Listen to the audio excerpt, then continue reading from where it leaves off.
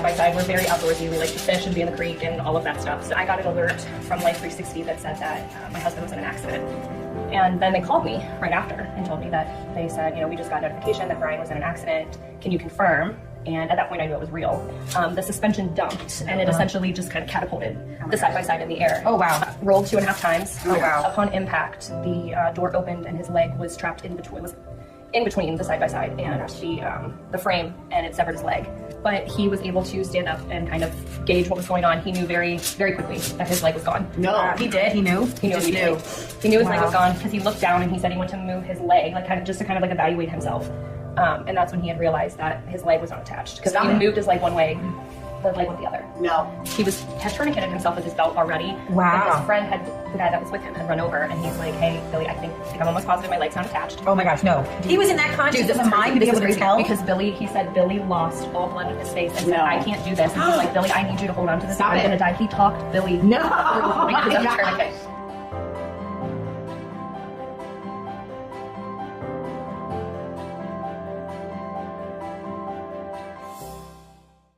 Okay, Leah, where are we headed? We are going to get our hair done. We're gonna go get our hair did. See these? See these? These are called roots. Leah's got them bad. They look nice. They look nice. You look nice. We're gonna go get our hair did for my birthday. My birthday's in 2 days, which I'm super excited about. And you sent a donation. I'm sorry if you feel like it's wasted. So, supposed to go to ministry. I have not had my hair did by anybody in a salon in over 2 decades. You should probably have just said since you were 16. That's not said how many decades it's been. Right. It's been a couple.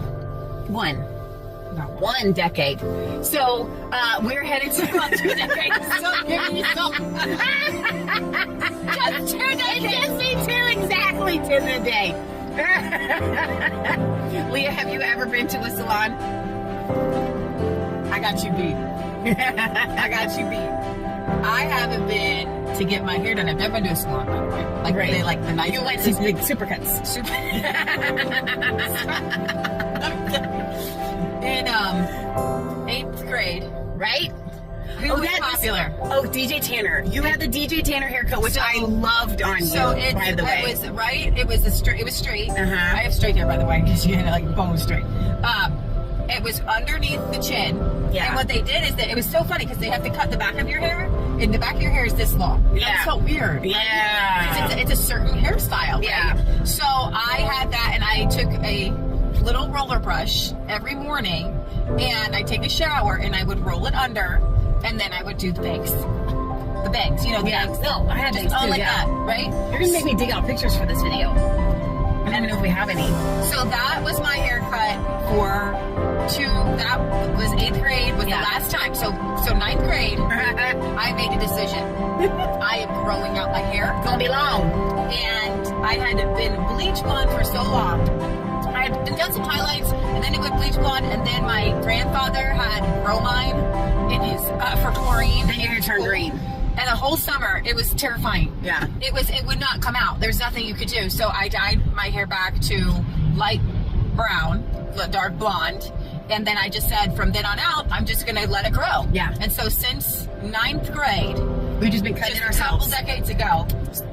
Snip off the bottom. I've done different things, like flip your hair over, cut over. Yeah. But I've never been to a salon, like with like fancy people. And I've been in one with my grandma, like where they do the perms. Yeah. Forget it, I lied. I did not, When did you get a permanent after 8th grade? Not after 8th grade. It was before. So my grandma, you guys, my grandma. So I am in 4th grade. Yeah. And my grandma's like, Leah, I'm taking you to the salon with me. Yeah. And I got my hair perm with all the old ladies. This was not an idea of mine. My grandma thought it was a good idea. And so for a couple years, I did perms. Because my grandma, so it was in a trailer park. Not kidding. No, it was just a trailer. It wasn't actually in a trailer park. It was in that field. It was in the trailer park. Just right there in the front of the trailer. Okay, but it was in a trailer. The salon. It was a real salon. It was a real salon. In a trailer. In a trailer. In the trailer park. For all the trailer park women. Because if you don't know this, all the women who were born in like the 20s and 30s, they wanted to do the who's the actress that looks like our grandma Mama? Elizabeth Taylor haircut. Elizabeth Taylor. Right. So you go and you get it cut really short. Yeah. And you get a permanent and you get it set, okay? And then that once lasts a week. a month. And once a week. No, the permanent lasts like for 6 months. And then you go and you get it curled once a week. So my grandma would go. Once a week. She couldn't, like, this boggles my mind, right? So, like, you don't wash your hair home. I know. She would go once a week to go get her hair washed and set, and then once a month, like, it would be trimmed or something. And the lady was getting up there in price. So my grandma was like, I don't know if I'm going to come ever. I'm like, grandma. And then she'd have us washing and set her hair. And I'm like, can't nobody wash and set their hair? So I have been to a salon with older women who permed me in 3rd grade. Right. That's where I have been. Isn't it here? I think so. No, not here. It's across the street from Mike Strucy. Leah has no idea where we're going. So we're going to our neighbor. Isn't that Mike Strucy? Yeah. I think it's probably in here. Okay, so 3rd grade, I have been to a salon before, and I had perm. I had it, and then they cut There it. it is. They gave me that's like where the she's boy at. cut, so like it's cut like this. Like I've had all kinds. Like you guys don't know. You guys have no idea. We have long hair now. Yeah. Because my whole life I had short hair. And I had bangs my whole life, which is probably why I wear my hair so that there's like fake bangs like a Donald Trump comb over. Here's the problem: when do you that a go lot. in and you tell the women just to do whatever they want, You don't do that. they turn me into a boy so many times. So, our neighbor, Bethany, she's amazing. And I've been wanting to go and take Leah to her for a long time.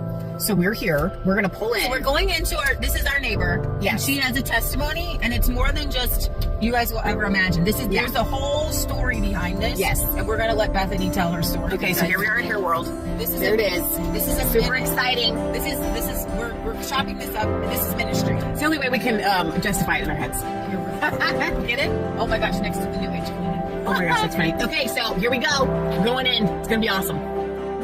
My goal, Michelle will tell you this, I would like to have, I actually just like, do you remember in Karen Knightley in the first Tigers of the Caribbean, she just had like little highlights, but they were like white, not like yellow. And that's like kind of like my goal in life. But Michelle likes to do all over highlights, and she is my hairstylist. So I don't really have a choice in the matter. Great. So I like highlights, I know. Do you like highlights? Do you like dimension with your highlights, or do you like when you have this solid blonde? Or do you like to have like maybe some of your natural down through? Yes, I just like the highlights that kind of just are just like you can just highlights, not blonde. I'm not really like blonde is fine. I'm not going to complain, but I'm actually more a fan of the highlighted the white instead of the yellow. Like I try to get the purple stuff in there to try to tone it down because it's like I'm not a fan of yellow or orange. Okay.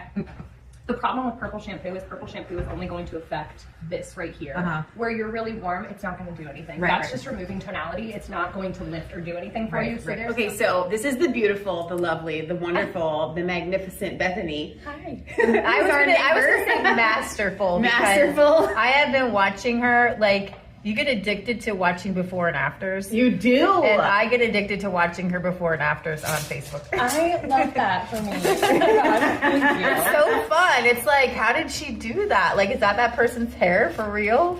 Sometimes I have to look.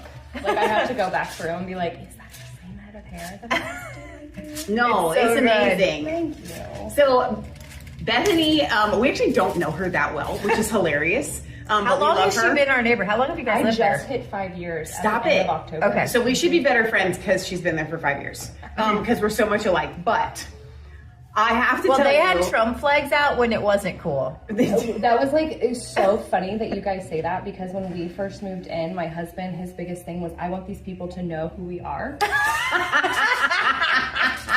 And he hung that flag. And Ruth and Larry were actually the first people that came over, and they were like, "Oh, thank God, we were so worried." We were all wondering, are we going to get a liberal or are we going to have a conservative neighborhood? So funny because we ended up not even being able, because we put like our new cameras up. Yeah. And so we ended up not being able to like even keep it there because it would just set off our motion detectors. You put it in the garage. So it's literally hanging. I wondered why it was in the garage. Now I know. I was like thinking 5 years later. It kept hitting our cameras. Oh, I was thinking, well, maybe they want to be a silent Trump supporter. No.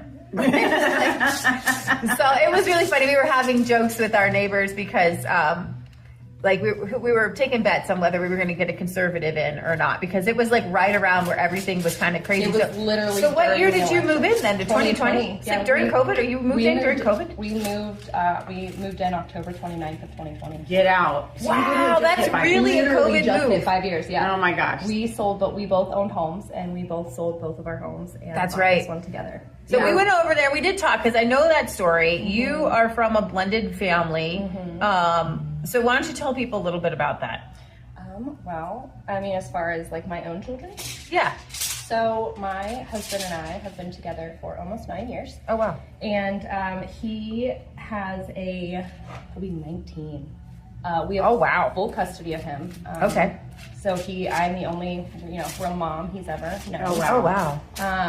And he's awesome. He's going to be 19. He's living in the adult world. He went to Live Oaks. He's working an adult job. That's awesome. Oh wow. He wakes up before I do, and Stop it. yeah, like it's weird.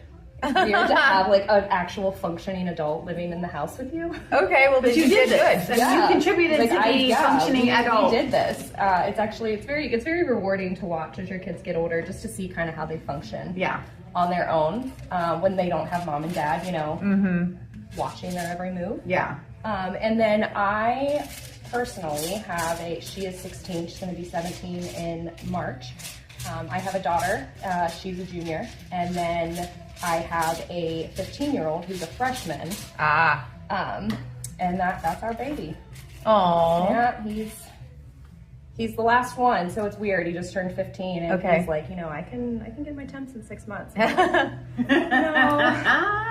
It hits different when it's your first one. Sure. The second one, I was kind of like, girl, you got this. Like, Yeah. you'll be fine. Yeah, but she's super responsible. She's anyway. super responsible. She's definitely the one that I didn't worry about. But like the third one, it's just like, like we're there. Well, boys and driver's license are always a Oh my little gosh. scary. Yeah. So where did you and Brian meet? So funny, I worked at a salon in Westchester, and I had a client who, she had been my client for years, and she randomly asked me if I was seeing anybody, and she was married. And she asked if I was seeing anybody, and I was like, no. I'm kind of at this place in my life where I like being alone, Yeah. and my kid, like we have a good flow. Like we don't need anything. And she's like, well, I have this brother-in-law who's really attractive. He's really good looking. Awesome. Like he's a good guy. Like I really think you'll like him. And I made up every excuse in the book. One, I didn't want to cross that line. Yeah. Of like I could lose a client over this. And she Sure, had been a yeah. really good client for a long time. And so I had said like, no, I don't want you. I have rules for people that I date. And she said, what are they? I laid out the most outlandish things. Like you had to see your kids more than every other weekend. Oh, wow. I was not accepting anything less than that. We Yeah. are not on the same level. You had to have your own place. I don't care if it was an apartment or if it was a trailer. Like you had to have your own place. You could have no baby mama drama. I was not dealing with any of it. Right. And there's a couple other ones, and she's like, okay, well, he matches every single one of them. Stop And I was like, no, he doesn't. So she's like, he's really cute. I said, I mixed up her color, and I came back. I said, let me see his picture. And she pulled up a picture of my husband, and I was like, he's cute. So I sat on it for a little bit, because she's like, I've already been talking to him about you. Like, I showed him your picture. He thinks you're really pretty. And so I found him on Facebook, and being the completely extrovert person that I am, I wrote him a message and said, hi, my name is Bethany, and apparently we're supposed to be together. Oh my gosh, Oh you my did. gosh. That's adorable. And ever since then, we met 2 days later, went on a date. This was in February. I was very open in the very beginning. After a few months, like once we started getting serious, like if we're going to introduce kids, I need to know that you see yourself marrying me within 2 years. If you don't, we're not doing this. Oh my gosh, wow. And he did. We were on the same page, so let it happen. Wow. Okay, so that's an amazing story. Yeah. And you moved together, you're living together, and something incredibly tragic happens, and you almost have this beautiful blended family almost falls apart. 100%. So why don't you tell people what happened? So Memorial Day, we had a whole weekend planned. We are very Of 2024, right? This No, year, 25. 5. Yeah. Okay. Yeah, we had a weekend planned. We have a side-by-side. We're very outdoorsy. We like to fish and be in the creek and all of that stuff. So we had taken our side-by-side down to our friend's house down the road who has just a lot of acreage, and we were hanging out with friends, and I was down at the creek fishing with our youngest and some other kids, and I got an alert from Life 360 that said that my husband was in an accident. And then they called me right after and told me that they said, you know, we just got notification that Brian was in an accident. Can you confirm? And at that point I knew it was real. And I ran to the other side of the property, and he had flipped his side-by-side. He wasn't doing anything crazy. He was going less than 20 miles an hour, but he was on a straightaway. And when he went to turn, like to cut across the field, the suspension dumped, and it essentially just kind of catapulted the side-by-side in the air. Oh, wow. And rolled 2.5 times. Oh, wow. Upon impact, the door opened and his leg was trapped in between. It was in between the side-by-side and the frame, and it severed his leg. Everything happened within literally like 2.5 seconds. It was so fast. Right. But he was able to stand up and kind of gauge what was going on. He knew very, very quickly that his leg was gone. No, he did. He knew. He knew just immediately. knew.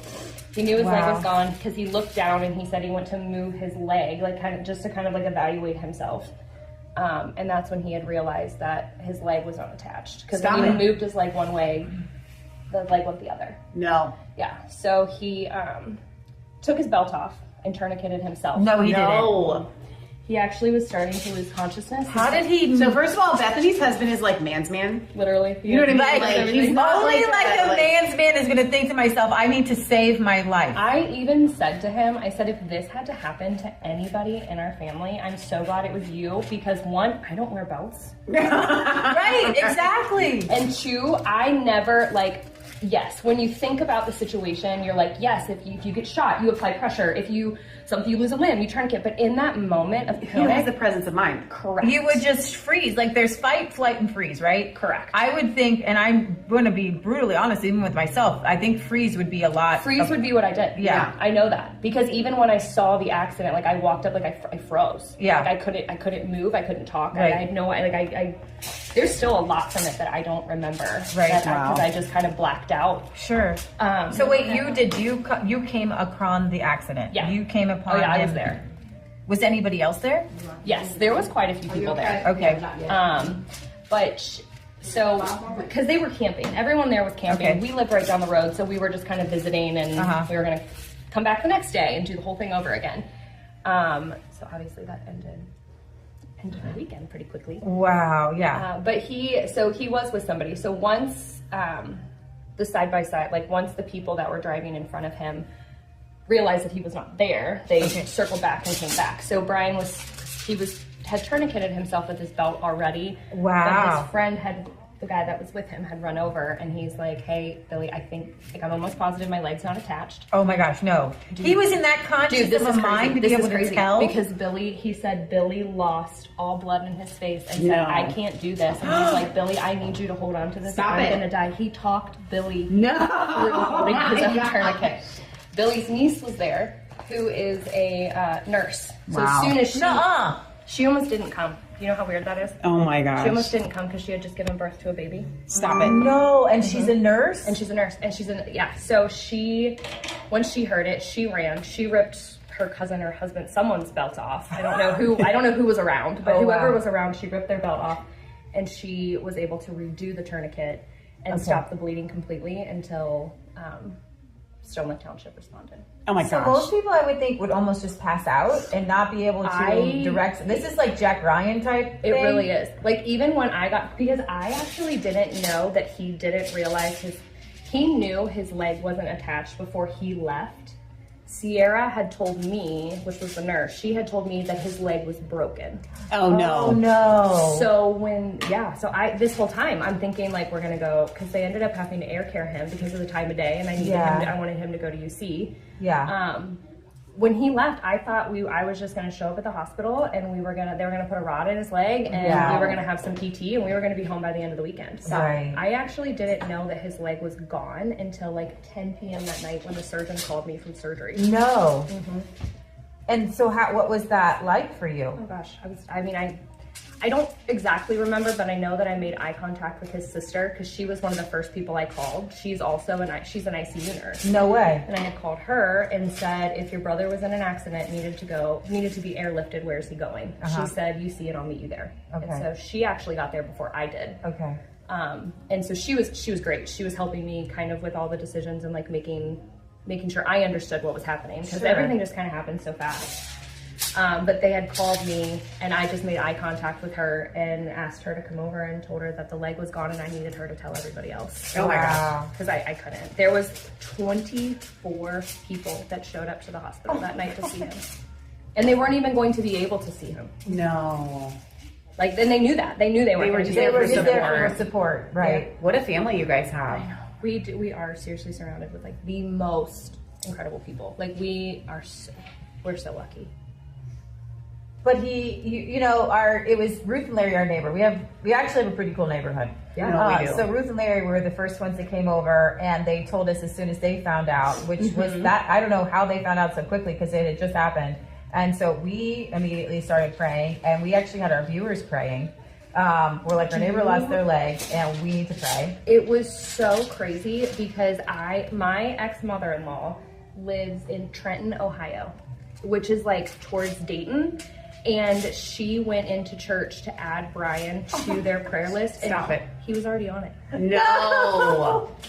Princeton Pike Church of God had a whole like prayer ceremony for him. Like it was I'm gonna cry. the most incredible. Like people knew our stories from other. So the pastor of Solid Rock is actually a client at the other salon. Oh my gosh. And she knew about it. No. She's like, I just want you to know we've been praying for you, Darlene. Yes, yeah. Oh my gosh. She's like, I just want you to know we're praying for you. I mean, everybody, people that I had never even like, how would you even have heard my story? Oh my gosh. People from literally like, it was just incredible to see how quickly prayer spread. Come on. Well, there are scientific studies that show, like, doctors do not understand how it works, but when they have clients, or they have patients who have prayer, they all do better. Well, and even every doctor that we have seen, even his like neurosurgeon that, I mean, at this point we'll see every 6 months from here on out because he's basically been released. Okay, but he was just like, the first time we went in for like the first post-op, so it was like a month later, he's like, how are you doing? And he's like, good. He's like, are you still taking your pain pills? And he's like, no, I shouldn't. No. I got these pills quickly. He's like, you should be writhing in pain right now. Oh my gosh. Never had any of it. No. Never. What? Never had any of it. He has had the most incredible doctors, the most incredible team. He was able to, when he, his third and final surgery was actually a surgery where they reattach the nerves to different, they basically give it another job. So just because you cut your leg off doesn't mean that nerve doesn't still have a job to do. Right. That nerve has to control your foot. No. So what they do is they rewire that nerve into a different part of, say, his hamstring. Stop it. So if his foot starts itching, it's hamstring. But he can still very much feel, like the other day, he said he can, like, I can feel my toes. No. Oh, he can still very much feel it all. Doesn't hurt. It's just kind of like a weird feeling. Like he says, especially when he wears his prosthetic, he feels like his leg is just kind of hanging there behind it. Really? Mm-hmm. That's so weird. I know. It's this whole, like I've learned so much. It's awesome. It's awesome. It's like there's so much to it. I will. But how do you go from this is going to be one of the most horrible things to ever happen to anybody to we can make this be okay? You have to make a very quick decision when that happens. Yeah. Especially for me as the wife. Yeah. I think it's very easy for, especially men, when you feel like, men are providers and men can fix things, and especially mine, like he does everything for us. And so I feel like it's emasculating when that power or that, something like a limb is taken from you. Yeah. And so I feel like in that moment, I knew exactly what I needed to do, which was just pray. Yeah. But I needed to see where his headspace was, and that was very nerve-wracking at first, because you really don't know how they're going to come out of it. Are they going to come out of it and be like, "This is positive. We're going to learn from this. We're going to grow from this," or are you going to be one of those people that feels sorry for yourself for the rest of your life? Right. And thank goodness, like I'm not. I have a husband who is very much like, I want to get back to normal. Wow. I want to be back outside. I want to be at the creek. Like I want to be doing all these things, because we have not really left our house since May. Yeah. But he's been through 3 surgeries, and he's been fitted for his prosthetic, and he's back to work, right? Oh, he's working full time. That's crazy. He went back at the end of August. He went back full time. That's crazy. Yeah. Crazy. He is not. What does he do? He helped run the shipping department at Heinz. Okay. So the only difference between what he did versus what he does now is essentially the same title. They just kind of switched his role to be more administrative. Okay. So his position, there's essentially 2 of them. One that does like the logistics side of it, and one that does more of the physical side of it. Okay. So he always did the physical side of it. He was never at a desk. He was always walking around, pulling cases, helping people, like loading trucks, doing whatever. Well, now, until he gets more comfortable on his prosthetic, him and his partner have switched roles, where his partner is the one out on the floor, and Brian is doing the logistics side of it. But how cool is that he has a job? And Heinz, hands down, is one of the best companies. And they've helped him to maintain everything. They've been incredible. Wow. So I want to get to what I consider, honestly, the most amazing part of this story. Is Michelle told me this, and so I want to hear it straight from you first. He was not a Bible-believing Christian. He was an atheist. He was an atheist. Okay, let's just be pretty blunt. He was an atheist before all this. Can you tell me about that? He was raised Catholic. Okay. His family left the Catholic Church when everything started getting shady with the Catholic Church. Right. He had gone through some traumas, and so he just never found his way back into church. Okay. And so when we had met, it was kind of like, this is a very important thing to me. This is what my dad does. This is what my brother does. Here's where we go to church, and you're going to like it. And so in the beginning, we went to my brother's church, and he, every Sunday, was just like, this is ridiculous. I don't know how you believe this stuff. Like, he had me questioning my own. Wow. Like, I remember one point we were at the creek, and we had just like packed a little dinner, and we were just having like a little picnic down at the creek, and it was so relaxing and so nice. But he said, you really can't, he's like, I understand where you come from because you were raised this way, and that's what you grew up to believe. He said, but at almost 40 years old, I just want you to think about how crazy Noah's Ark sounds. Okay. And I said, I understood. Yeah. I understood. And I had just gone, and so it started with stuff like that. Like logical things. Like you can, things that you can very easily pick apart right. that don't make sense. And so he would always ask those questions that I didn't have the answer to. Okay. So one day we were having a very emotional conversation about it, and he said, tell me this, tell me this, tell me this, tell me this. And I said, I don't have those answers for you, but I promise you one day I will. Okay, wow. And he said, I want to look at you one day and tell you that you're wrong. He said, that's genuinely what I want out of my life, is to tell you that I was wrong. Oh, wow. Yeah. And so he kind of wanted, He wanted it. But he just couldn't get his brain wrapped around it. Right.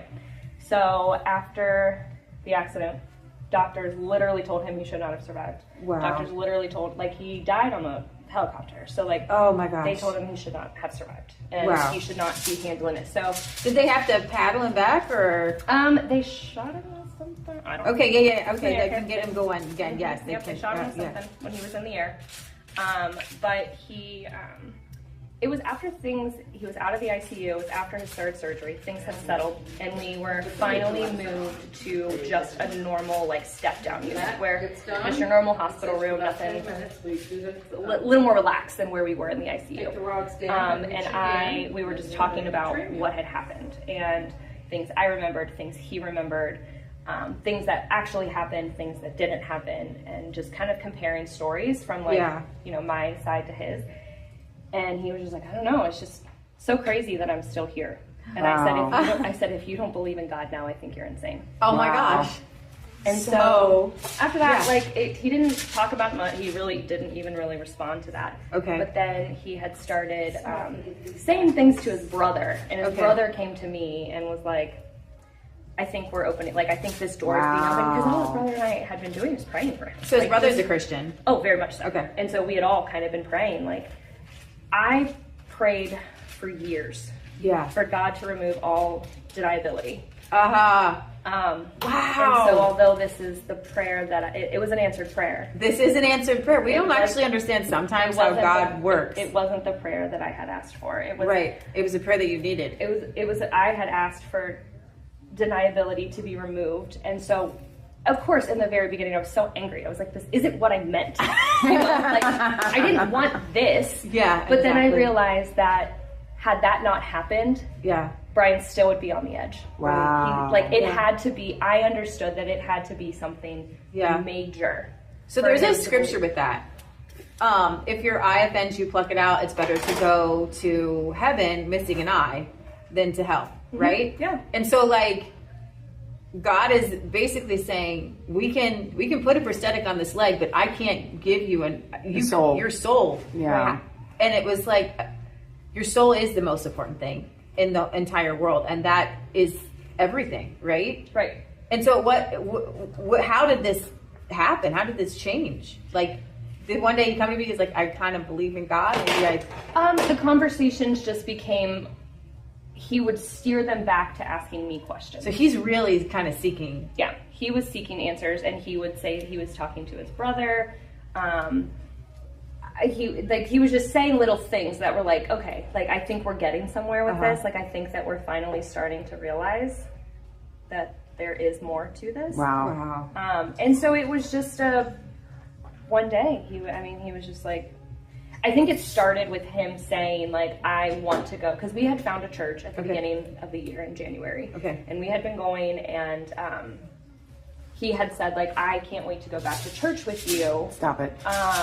But I don't want to go until I can physically walk in. Wow. Which I understood. Okay. But then I noticed that when I would leave for church, he was logging on to online and watching the service. Stop it. Oh, okay. That's And so every Sunday, it's funny, he'll like message me during a song and be like, I like this song, or I like this Stop worship, it. like the people that are up there today. I'm gonna cry. Yeah, so it's been very cool.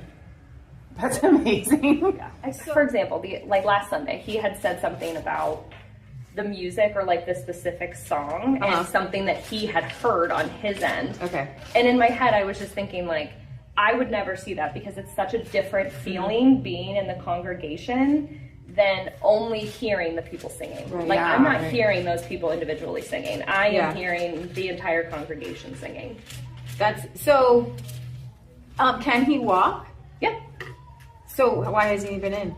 So so he got his prosthetic. Okay. And it's not his. Okay. It's we're borrowing it essentially because right now we're Oh. still in like the pre-approval whatever from insurance. So that's all. It's still going through Insurance is so dumb. Okay. Yes, but they are. They went ahead and got him a loaner of the exact leg that he will have. Okay. Wow. So he went into. I didn't know they had loaner legs. They have loaner legs. There's different levels of prosthetics. I had no idea. Like, he had to take a physical test in order to land in this prosthetic that he will be getting. Oh wow. So he is only allowed to really. They only really want him to wear it when he is Working. No, actually at physical therapy and at the prosthesis office, and then we worked up to using it at home where he can kind of maneuver around. Okay. They really don't want him wearing it out in public until he can kind of troubleshoot things himself. Oh, okay. They want him to be completely comfortable. Are there difficulties with it? Yes, it's actually a lot harder. It's not like in your head you would think like, oh, you just put it on and walk. Right. But there's actually different ways that you have to you have to have your foot land a certain way, and you have to, you have to pull your leg back a certain way in order for this you to have to happen. learn how to walk again. You have to literally learn how to walk. Okay. With this. So we are going to continue to pray, and one of the things that we have been praying for at our house and even with you guys is that God would show himself great for Amen. for him, and that there would be a true revealing of who God is, because all of this is, I know you posted, I've seen, I'm following all of her posts, is that God saved your husband's life. You did.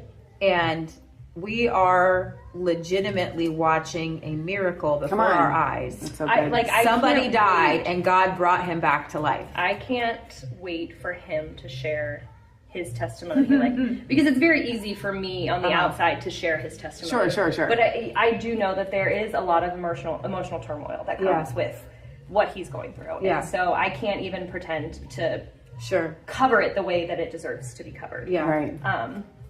I can only go based off of what I'm seeing living with him every day. So one of the reasons that we kind of weren't able to be there for you guys is because in the end of February, the beginning of March, our mom who lives with us, she almost died twice. So what are the odds that right in this corner, two people would almost die and be brought back to even healthier than they were before? Yeah. And I think that, what I'm guessing is that when you have to put in that much extra effort into your health, then you actually get healthier. Yeah. Like you're thinking more about what you're eating because you need cells to regenerate and all of these things. And so we're I'm there, and I'm my mom is on oxygen, and we're on our deck and she's planting plants, and my mom's on an oxygen tank in the house, and I hear, my neighbors almost died. And it just seemed like something spiritually is happening, but then through a death, which is kind of like when your limb dies, it's almost like a seed, and then you're kind of rising again to life. Right. And I really feel like that's where you get to make your decision of if you're going to or what you're going to do with it. Because I feel like a lot of people like to victimize themselves when stuff like this happens. Yeah. And it's very easy to do. I even told him, I said, if you wanted to feel sorry for yourself for a year, no one would blame you. 100%. No one would blame you. No. If you just stayed in your house and never left, no one would care. They would just be feeling for you. That you're alive. Yeah. Which is ultimately what it is. What should people do when something like this happens to, because it's kind of like when somebody loses somebody, they don't know how to respond. That's really good, Leah.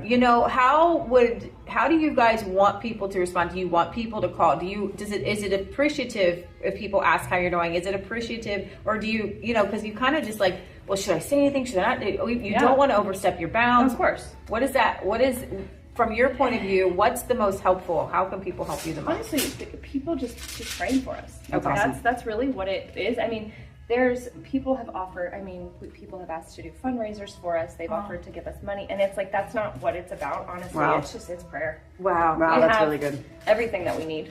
Wow. We have, we're not rich, but we are fine.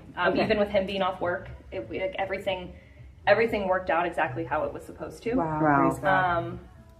So, prayer. That's really all you can do for people in a situation like this is because it is overwhelming at first. Yeah. One of the reasons we actually went public with the story, because Brian is very quiet. He does not like his world out there. That's what we wondered. How much do you want people to know? How much do you want people to talk? And it's kind of, there's a weird embarrassment to it that you shouldn't be embarrassed, but you still are. And there are certain people that don't even like to be talked about, period. Yeah, no, and we're very private people in general, but he was especially more private. I'm private in a sense that I'm not going to tell you the nitty gritty of my life, but I post about my kids and I post about my life and my job and stuff. He doesn't. He is only on Facebook because I am, honestly. So I went to him because my phone was being blown up by everyone that cared for him. And I told him, I said, I know that we are private people and we don't want people feeling sorry for us or doing anything. But I said, I have to post this on social media. Yeah. I have to tell people what's going on. Right. And so he was kind of in and out of it when I said it. Right. But still to this day, he has not gone back and read anything that I posted. Oh, wow. Oh, wow. He won't. Oh my goodness. Yep. So he doesn't do all the comments and all the. So I one was day, reading hopefully, he him. will. Okay. I was as they were happening, because of course we're in this jail cell of an ICU room. Right. For days. Right.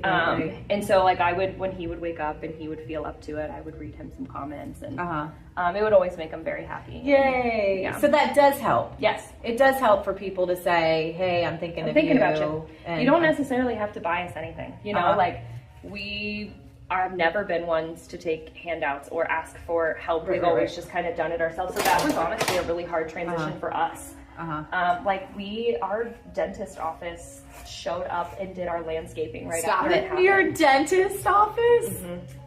Two of the dentists and like their employees came in and they redid, they installed, this is all while Brian was in the ICU. They installed handles in all the bathrooms. No. They redid our landscaping, bought new landscaping. I mean, redid everything. And so that was really hard for us to just accept that, like, people wanted to, because that's all they knew how to do. Yeah. Right. What can you do? I can't get your leg back, but I can do this. I can do your landscaping. I mean, I have a cousin who lives down the road, and she would text me weekly and be like, have you mowed your grass this week? If not, I'm off today. Like, I'll come Stop with it. you. Oh. People, I mean, my dad's ex-wife still brings us dinner sometimes. Dad's ex-wife. She's the sweet. Oh my gosh, she is the sweetest. But yeah, we had such an amazing community rallying around us, but really, like, just prayer is really, I mean, at this point. Have you ever felt this much love before?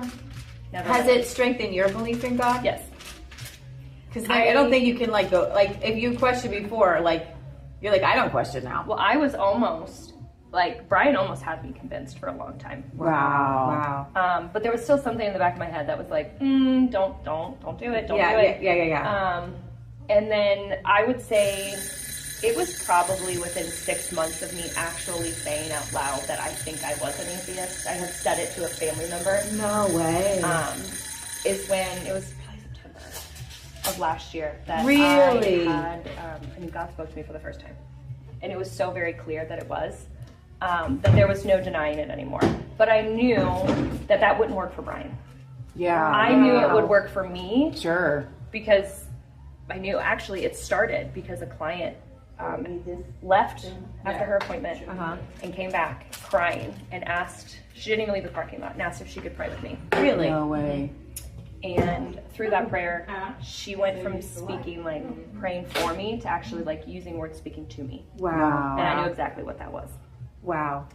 And so she kind of, she prayed prophetic words over you. She literally did. And I still to this day thank her all the time. Oh my gosh. She is one of the most incredible. Like, had it not been, there's a song by Crowder called Somebody Praise. Yeah, I love that one. Yeah. And I sent it to her last week and said, I just want to remind you. Oh my gosh. Wow. So this is very interesting in this timeline. So what you're saying is that last September, God spoke to you, but that was within 6 months of you saying, so like 6 months before that, you had said, I think I'm an atheist. My mom passed away in 23. Okay. And I was very angry. Okay. God shouldn't do that. She Right, was a okay. good woman. Right. God was Okay. the pastor's wife. She did all the things right. So wait, you're a PK kid? Wow. I have found that in this year that I have really strengthened my relationship has been because I have found my own way in my own relationship. Yeah. And not based off of what my dad told me it should be my entire life. Oh, was your dad kind of harsh? No, I just think that when you think of what a traditional Christian household should look like, mine did not reflect that. Okay, got you. And so when I got older and started thinking about Christianity, all I had to relate it to was how I grew up. Okay. And I wanted nothing to do with that. Okay. And so when my mom passed, that was it. Yeah. Everything Brian had been planting for the last however many years, it was like, all right, it's true. Wow. And that's a very dark place, isn't it? Oh, very. It's very like, there's like a hole. It's hopeless. Yeah. It's like, so now what? Right. Like, so now I'm on my own. Like now I'm really on my own. Now there's nothing. There's no, like when things are going wrong, I have to fix it. And that's a scary place because like we're humans and we don't have that kind of strength to fix like these kind of things. Like, it's okay if everything's going fine and you have enough money and everybody's healthy. But there's actually a scripture that says, Jesus said, I didn't come for the healthy, I came for the sick. Right. So Jesus is kind of like, well, if you're fine, okay, maybe you don't need me. Right. I came for the people who are crying, who need me, like who are lonely. I came for the brokenhearted. I came for the, and then it's kind of like people will say, sometimes you do have to hit rock bottom to find like the end of yourself. Mm-hmm. And if you get to the end of yourself and you cry out to God, he's like, I've been here all along. Right. Right. So that, okay, so I'm putting this timeline together. So your mom dies, what month does your mom die in 23? Father's Day. It was June 18th of 2023. Oh my And gosh. so in 2023, that September is when you're like, I think I'm an atheist. Mm-hmm. And then somebody prays for you in that September. Mm-hmm. And so yeah, it was probably like end of August, beginning of September, but September 29th was when I had my first like personal. your encounter with God. And then so God gave you this time frame to solidify, this is real, God is real, and then Be prepared. this happened, be prepared, and then in May this happened. I have goosebumps all over. This, your whole life is being directed by God. Like, Had I not had that one client come back in and pray for me. you guys, when you hear God say, and sometimes it's super embarrassing. Well, she even said it. She's like, I was sitting in my car and I just felt this heaviness, and she's like, I wanted to leave. She's like, I started my car, put the car in reverse. She's like, I even started to back up. And she's like, and something said, no, you're going back in. And she came in and she was embarrassed. She was like, I'm so sorry, this is awkward, but like, would you mind if I just, so we went in the back room and Wow. we held hands and she prayed. So deep inside, you Wanted to be wrong. You wanted, yeah, deep inside, people like, I feel like there's a scripture that says God knows his own. And so like, you are a child of God, and you're kind of like that wayward sheep. And like when you come back, he like kills the fatted calf. Like, I'm guessing you know all these stories if you died the pastor, but like when they're real to you, then they mean something. I just feel they're like not stories anymore. They're just like, this is my life. Right. When I grew up, you hear of all of the stories. Yeah. And it's not been until I was an adult reading the Bible that I realized how similar, like how things have played out. And like what these stories that I just thought were cute when I was little, like there's so much more to it. And it took me being an adult. And honestly, again, creating my own relationship with God for me to realize all of this. Like, it's funny, I'll be driving and I'll be thinking about a verse that I had read, and it will click. Wow. And it's a verse that I've heard for years. But It makes like, sense now. Oh, okay. And that's something that I've never had before. Never. Wow. I've never had that. Wow. So I know all the same Bible verses you guys do. Yeah. I can quote John 3:16. Like Yeah. I know. But it doesn't matter. Like, if it doesn't go from your like cortex, we've been doing this program. We do healing for the fractured soul, and it's basically like understanding yourself, but understanding that you are a conglomeration of all of your experiences, and that very, very little of what we do is our frontal cortex, and the rest of it just comes naturally, and it just comes from our limbic system. And I don't know if you know much about like your amygdala and your emotions and your cortisol levels and serotonin. So half of what, actually 3/4 of what we do comes from just like natural movements. Yeah. And so it's very hard if we're trying to relate with God from our thinking part of our brain, our cortex. It's like when you read the Psalms, there's something different because David experiences God from his innermost being. He experiences him outside. He experiences him singing. He experiences him. And so that makes the connection. Yeah. The connection with God, so like we can feel him. Like when we had COVID in 2021, and it attacked your sense of taste and smell. I don't know if that ever happened to you? Mm-hmm. So it also attacked our connection with God. And it was very scary because I think that God made us to connect with him through our senses, and we don't even know it. Like, there's smells in here. They're very, very faint. Mm-hmm. But if you don't smell them, it's almost like you can't see. That feels better, because people, we actually, our memory is more connected to smells than sights. Is that too hot? And so we smell something and it'll trigger a memory. And so if you don't have a sense of smell, it's very actually hard to connect with God, especially when you go outside and you can't smell the leaves, you can't smell the crisp air, you can't smell the grass. And I think that was kind of the darkest. I've had a lot of hard times, but the darkest is when it feels like you're in a room, and it's like it's in one of those rooms where no signal gets in and out, Right. and you can't hear him. And then finally, when you can feel God, it's like, okay, I know. So I can tell you all that you want to know about God, but until you feel Him and you experience Him, it's not going to do any good. It's totally different. You know, and talking to people about God will lead them to feeling about God, but that's not what's going to make it so that they do. This is, I'm ready to just go outside like this. Now I'm ready to do this every day. Okay. Do you want to mention, or do you like how solid this is? No, I think Dimension would be fun. Okay. I mean, whatever. Just All right. whatever you think. I literally don't care. I don't care. Do what you want. We do so terrible of a job. I mean, this is a lot of hair to be doing yourself. Yes, it's a lot of hair. Yeah.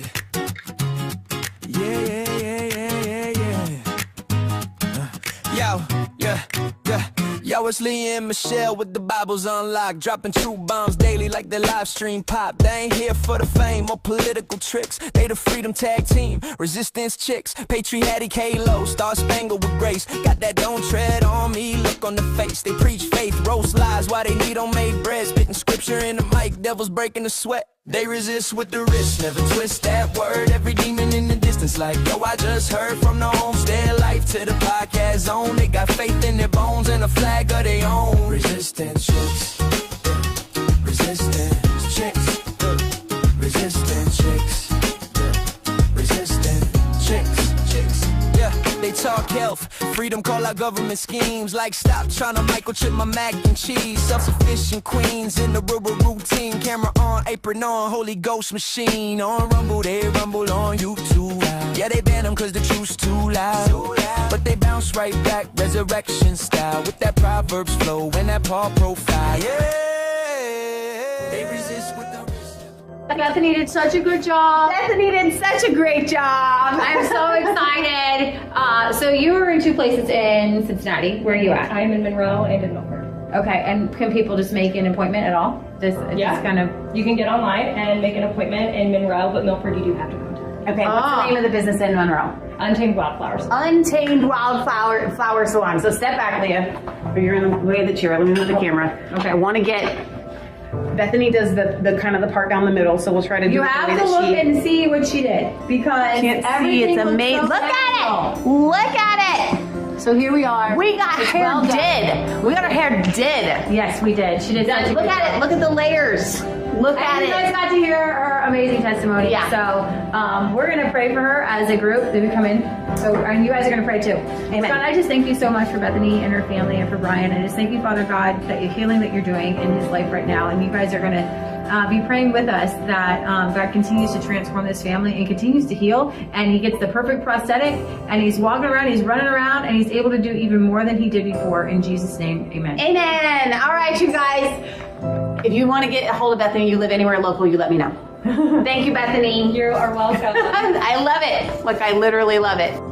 Okay, so here we are. Look at it, it's like professional hair. So we've been at Hair World and Bethany did a phenomenal job. We Little cannot, hole in the wall here in Milford, Ohio. we cannot thank her enough. She has. She went short. I got a lot cut off. Leah, how much do you think we got cut off? You got about 4 inches cut off. You want to shoot from the back? Yep. Here it is. It looks amazing. fantastic. We're so happy, and it's such a happy birthday present. So worth it. We could not be happier that No we more came. chunks. So, no more Little- chunks, and this will grow out so nice. And Leah already said something about coming back, so that's awesome. We'll see. I know, she did great. We had so much If fun. you guys need a hairstylist and you're in Cincinnati, Yep, I messed that up. send you. Yes, to there we Bethany. go. She's amazing. All right, we love you guys. God bless.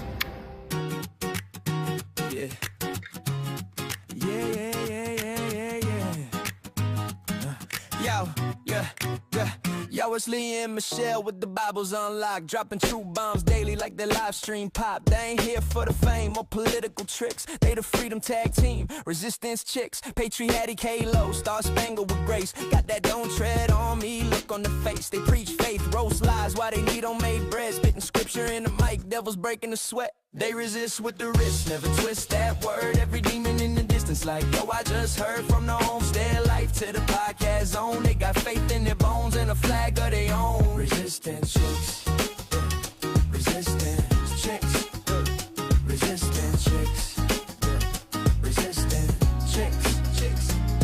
they talk health. Freedom call out government schemes. Like stop trying to microchip my mac and cheese. Self-sufficient queens in the rural routine. Camera on, apron on, Holy Ghost machine. On Rumble, they rumble on YouTube. Yeah, they ban them cause the truth's too loud. But they bounce right back, resurrection style. With that Proverbs flow and that Paul profile. Yeah, they resist with the